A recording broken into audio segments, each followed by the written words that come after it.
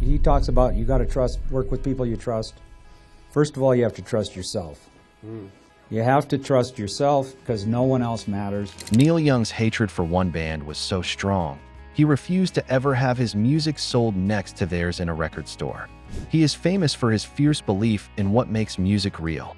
While others stayed silent, he was on a mission to call out the artists he felt were phony. To him, these musicians weren't just making bad songs. They were destroying the very thing he loved. Let us name the artist he called the death of the American song. Number 6. Billy Joel. Working so hard to keep you in luxury. You know that song? Working so hard. And she was kind of putting on the Ritz. First on our list is the piano man himself, Billy Joel. For Neil Young, his problem with Billy Joel wasn't some personal fight or a backstage argument. It was a deep, powerful disagreement over the very purpose of writing a song. The two musicians were like oil and water. Their silent battle of ideas heated up in the early 1980s. At the time, both men were huge stars selling millions of records, but they were on completely different planets when it came to their music. Neil Young was making some of his strangest albums, like the electronic trance or the 50s rock and roll tribute Everybody's Rockin'. Radio stations were often scared to play his new stuff.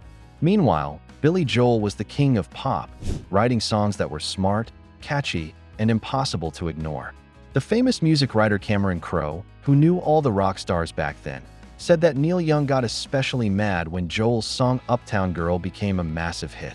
I could go out on tour actually and play by myself, as far as most people know, but it works like an orchestra on stage. I happen to write the songs. You couldn't turn on the radio or watch MTV without seeing its fun video. For Neil, whose own challenging music was being ignored, seeing this super polished pop song get all the love felt like a personal insult. Neil allegedly said that Billy represented everything wrong with the music industry. Craft without soul, professionalism without passion, Crowe remembered years later. This perfectly captures how Neil felt. He saw Billy Joel as a master builder, someone who could put together a perfect song like a skilled carpenter builds a perfect chair. Paul McCartney, and specifically, as a melody writer, as a singer, he's also an eclectic. But for Neil, that chair was missing the most important thing, a soul. He shared these feelings with his closest friends. David Briggs, Neil's trusted producer who helped him create his rawest sounds, heard these complaints all the time. Some people write songs like they're building furniture, Neil reportedly told Briggs, painting a clear picture of his feelings. Perfect joints, smooth finish, but no heartbeat inside the wood. That's kind of like, you go into the movies and you see the credits roll down. Randolph Scott. Anyone who knew Neil's love for the messy, emotional, and sometimes sloppy sound of his own band, Crazy Horse, knew exactly who he was talking about. This feeling wasn't just kept behind closed doors. It exploded at a big music industry party in 1985. The room was full of famous people patting each other on the back.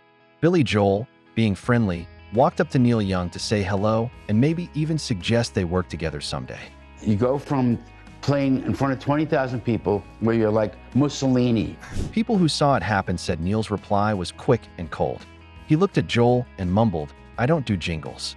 The comment was so sharp it cut right through the party noise and became a music industry legend.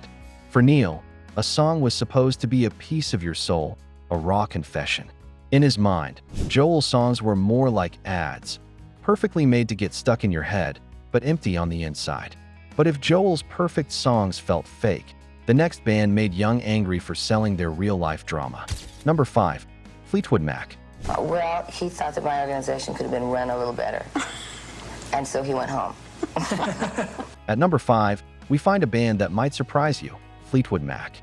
But Neil wasn't angry at the original blues version of the band from the 1960s. His problem was with the hugely popular version of the band with Lindsey Buckingham and Stevie Nicks that took over the world in the mid-1970s. Neil's issues with this Fleetwood Mac really started when they released their giant album Rumors in 1977. That album was more than a hit. It was a phenomenon. Well, I joined the band about 8 years ago, and the band became into existence about 10 years ago, so... It was on every radio station and in every home for years. At the same time, Neil was making his own stranger, more difficult music, and he was struggling to get any attention from the mainstream. The difference between their success and his struggles was impossible to ignore, and it reportedly made him angry. He wasn't mad that they were successful. He was mad about how they got so successful. That was what I was told by Irving, that she gave them an ultimatum, either Lindsay goes or I go. Yeah. According to the widow of Danny Whitten, Neil's close friend and original guitarist for Crazy Horse, Neil was disgusted by how the band seemed to use their personal problems for profit. The whole story behind Rumors was that it was written while the band members were breaking up with each other. It was full of real-life heartbreak and anger. Many people thought this made the album an honest masterpiece, but Neil saw it differently. Neil said they turned their pain into a product, she remembered in a documentary. I've always been a firm believer that much of the appeal of Rumors went beyond the music itself. Neil Young's own music was often dark and full of pain, especially on albums like Tonight's the Night, which was about losing his friends. But he felt he was just letting his feelings bleed onto the record, raw and messy. He thought Fleetwood Mac had taken their pain, cleaned it up, polished it, and packaged it to be sold to millions as a juicy story. What really seemed to bother him was how they made their music. Fleetwood Mac was famous for spending months and months in the studio, making sure every single drum hit and vocal harmony was absolutely perfect. You just have to accept it. In a way, this is just another blip on the radar, you know? Yeah. The clean, shiny sound of Rumors was seen as a work of genius by many, but to Neil, it was the exact opposite of what rock and roll should be. They spent 6 months making every snare hit sound perfect. Neil complained to his sound engineer, Tim Mulligan, "I could make 3 albums in that time, and at least one of them would have a real heartbeat." This shows how differently they saw the recording studio. For Neil, the studio was a place to catch a moment of pure, raw energy. You just have to accept it. In a way, this is just another blip on the radar, you know? Yeah. For Fleetwood Mac, it was a place to build a perfect machine. This clash of ideas apparently led to a real-life incident at a music festival in 1978. Both Neil Young and Fleetwood Mac were scheduled to play. The festival organizers later said that Neil's team demanded that his performance time be changed. He wanted to make sure he didn't have to be backstage at the same time as them. Their polished drama was one thing, but another California band, Slick Perfection, felt even worse. Number 4, the Eagles.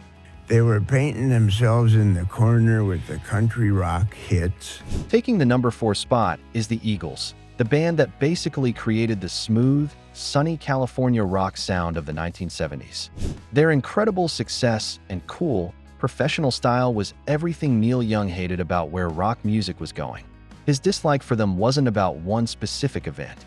It was a slow burn that started when he moved to California and found himself in the middle of the Laurel Canyon music scene. Neil felt the scene had become too much like a business. I don't know. That's a great observation. While he was making passionate and sometimes chaotic music with his friends in Crosby, Stills, and Nash, he saw the Eagles as something else entirely, a corporation with guitars. According to Bill Halverson, a producer who worked with CSN, Neil was very open about his criticism of the Eagles. He hated their perfect, smooth vocal harmonies and the way they seemed to build every song specifically to be a radio hit. Halverson said that Neil would get annoyed anytime he heard one of their songs. Helped get me into the Eagles. He very wisely was concerned about his health. Neil would hear an Eagles song and say, "That's not music, that's product placement," Halverson remembered. This shows that Neil believed their music was designed to sell, not to express a feeling. What really bothered Neil was how the Eagles were famous for being perfectionists in the studio. And when we watched the documentary, we did know what we were doing, but we didn't know we knew. There were stories about them taking 100 takes to get one guitar solo just right. To most people, this showed how dedicated they were. To Neil, it showed they had lost their way. He would complain about it to his own band, Crazy Horse, who were known for being the opposite of perfect. They'll do 47 takes to get the perfect vocal, Neil reportedly told them. But perfection is the enemy of truth. Give me one honest take over 50 polished lies. A band like U2, they have been high school buddies. They share equally in everything. For Neil, the soul of rock music was in the little mistakes, the loud feedback, and the rough edges. All the things the Eagles worked so hard to remove from their records. This strong belief reportedly caused Neil to turn down a lot of money. The famous concert promoter Bill Graham wrote the only problem was that he would have to share the stage with the Eagles. Neil said no every time. Neil said he wouldn't perform on the same stage as musical accountants, Graham wrote. This quote perfectly shows how Neil saw them, as boring money counters, not real artists. His criticism went beyond their music and attacked their whole reason for existing. In a fiery interview with the punk rock journalist Lester Bangs in 1976, Neil gave his final judgment on the band. The Eagles may have made rock safe, but the next band was guilty of something worse, selling its soul for pop stardom. Number 3, Genesis. Anyway, they had a swimming pool and Peter invited us both to go swimming, myself and Ronnie. Holding the number 3 spot is Genesis. But Neil's anger wasn't aimed at the early, creative version of the band with Peter Gabriel. His real fury was saved for the Genesis led by the drummer and singer Phil Collins. This version of the band completely changed its sound, moving from complicated art rock to shiny, radio-friendly pop music. For Neil Young, this change wasn't just a new musical direction. It was a complete betrayal of what it meant to be an artist. Neil's problem with this new Genesis started in the early 1980s. And they were looking for a drummer, so I went, because I was, at that time, I was a kind of a professional auditioner. The band, with Collins now as the frontman, started releasing huge hit songs that sounded nothing like their old music. Albums like Invisible Touch made them bigger stars than ever before. According to the producer Bob Ezrin, who worked with many famous rock bands, Neil was truly upset by what Genesis had become. He didn't see it as a band growing and changing. He saw it as a group of artists making a cold, calculated decision to sell out for more money and fame. Neil said it was like watching someone sell their soul in real time, Ezrin said in an interview. For Neil, who had often risked his career to follow his own weird musical ideas, watching a band so openly chase after hits was the worst thing they could do. What made Neil the most furious was how the band used the new technology of the 1980s. Well, I think Phil touched on it there, but we go into the studio with nothing prepared at all. I mean, this is to really keep it distinct from what we do individually. He hated the sound of the drum machines and synthesizers that Phil Collins used to create what Neil felt was fake emotion. That famous 80s drum sound, which Collins helped make popular, was like nails on a chalkboard to Neil. To him, it was the sound of real feeling being crushed by a machine. Phil Collins makes sadness sound like a Pepsi commercial. Neil complained to his longtime manager, Elliot Roberts. Yeah. I think the other thing, I remember at the time we were quite keen not to film it because we thought it was going to be a little bit rough and ready, but actually, on reflection... He takes real human feelings and runs them through a computer until they sound like elevator music. This anger reportedly boiled over at the huge Live Aid concert in 1985, where both Neil and Phil Collins performed. According to stories from backstage, Neil's principles went beyond just the music. Because he wanted each of us to go into the city in an insurance company, which is what he did, but we all escaped. He apparently refused to use the same dressing room that Phil Collins had used earlier that day. A crew member claimed he heard Neil give a strange reason. Neil said he didn't want to breathe air that had been contaminated by drum machine vapors. The story might just be a legend, but it perfectly shows how much he hated the artificial sound he believed Collins had created.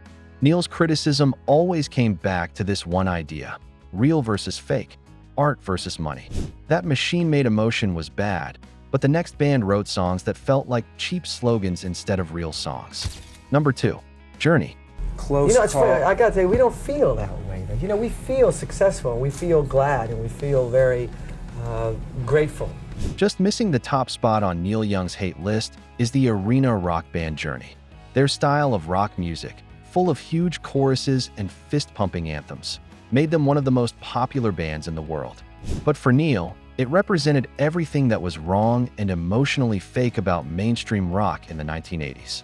Neil's dislike for Journey reportedly started to grow when the singer Steve Perry joined the band.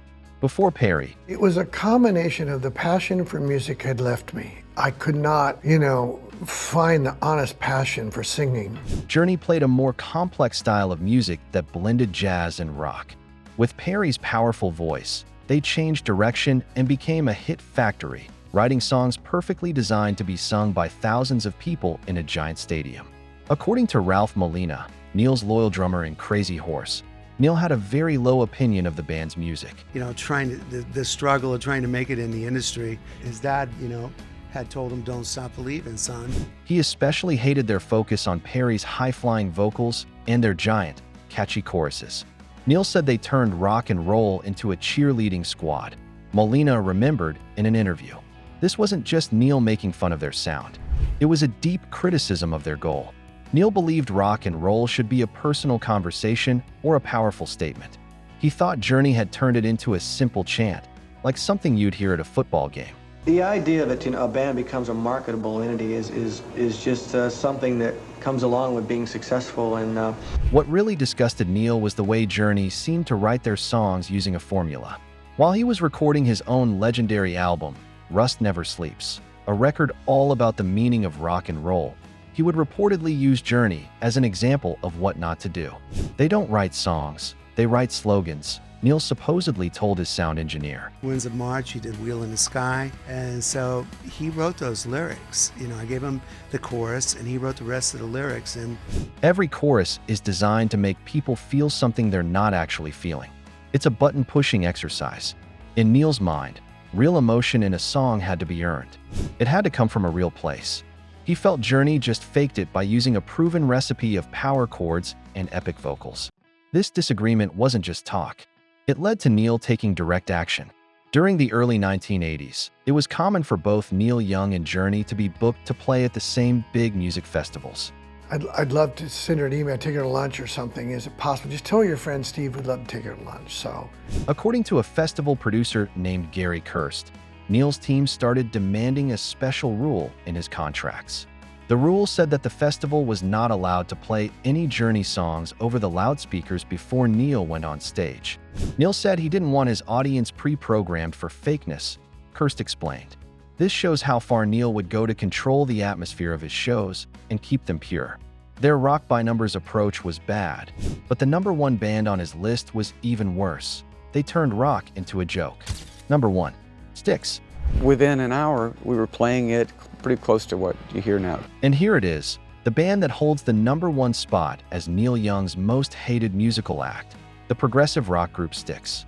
Their over-the-top stage shows, their complicated concept albums, and their fancy musical style represented the absolute worst of everything Neil found phony, silly, and deeply dishonest about 1970s rock.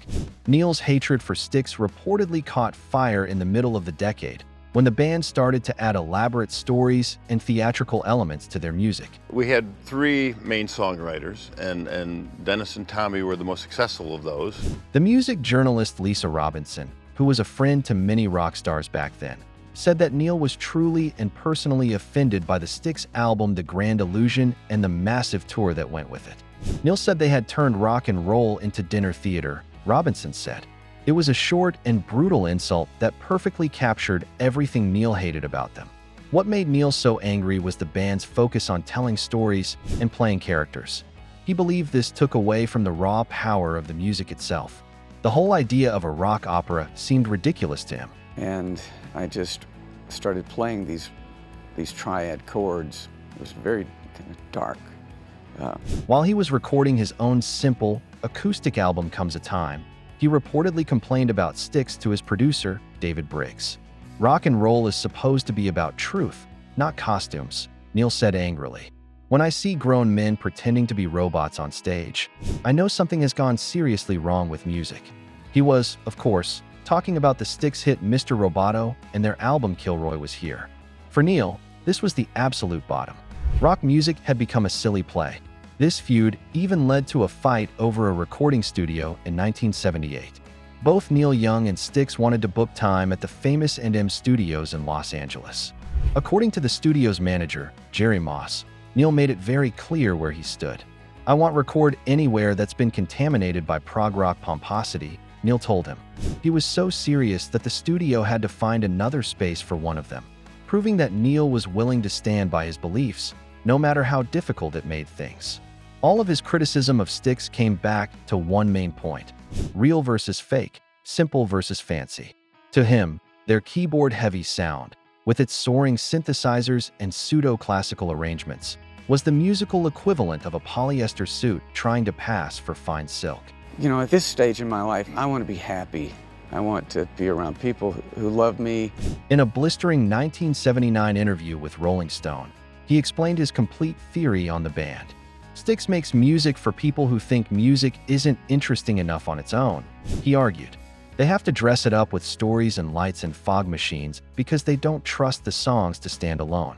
For him, true rock and roll was 3 chords and a cloud of dust, a raw nerve exposed in 3 minutes, not a bloated rock opera with a storyline. But perhaps his meanest and most famous comment came during a radio interview in 1980. Neil Young's harsh judgments reveal his uncompromising artistic standards. Agree or disagree? Comment below. Don't forget to like and subscribe for more.